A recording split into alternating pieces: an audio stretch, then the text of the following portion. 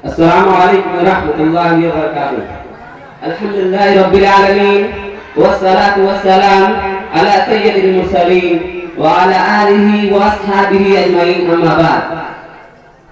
Rais al-Habib Karim wa dhuyuf al-kiram was-sami'una was-sami'at, uridu an akhtuba amanakum khutbatan wajizatan hawla al-mawdu ahammiyatul waqti fi hayati talabah.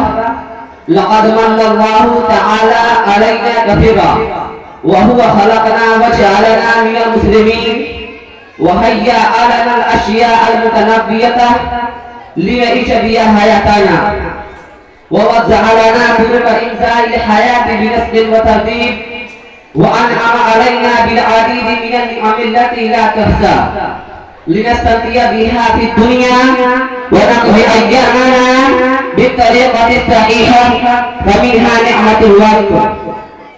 أيها السامعون، لا مجال فيه للريب أن الوقت له أهمية كبيرة في حياة الإنسان كله، وثروة عظيمة لجميع الناس، ونعمة كبرى عليهم من الله تعالى، وهو أغلى من الذهب والفضة. إنه من يستخدم الوقت في العمل الصحيح ويستعمله بشكل جيد ويصونه من مدار حياته ينجح في الدنيا والآخرة ويصل إلى القمة ويزدهر في أي مجال من مجالات الكون.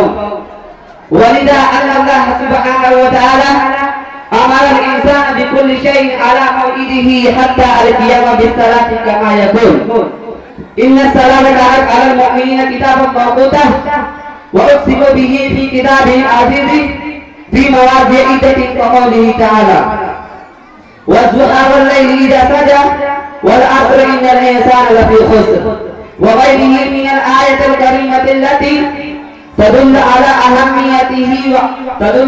أهميته وفضيلته في الحياة الإنسانية.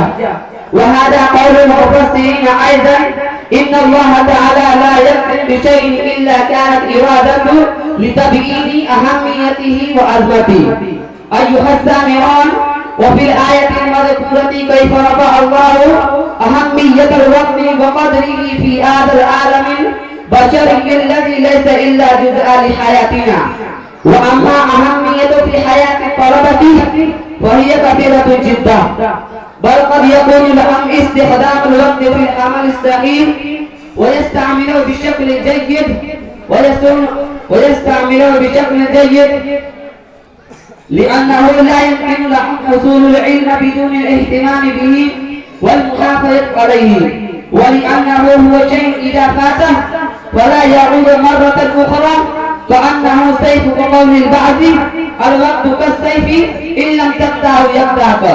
قد حث النبي صلى الله عليه وسلم على الانتفاع بالوقت وذكر الإنسان بأنه مسؤول أمام الله تعالى. فعن عبد الله بن عباس رضي الله عنه أن النبي صلى الله عليه وسلم قال اغتنم خمسا قبل خمس، شبابي قبل حرمك، وصحتي قبل سقمك، وغناك قبل فقرك، وفراغك قبل شغلك، وحياتي قبل موتك، فلا بد لجميع الناس من الانتفاع بالوقت وصيانته. أخيرا أسأل الله تعالى أن يوفقنا جميعا على المحافظة على الوقت والانتفاع به في حياتنا. آمين. السلام عليكم ورحمة الله وبركاته.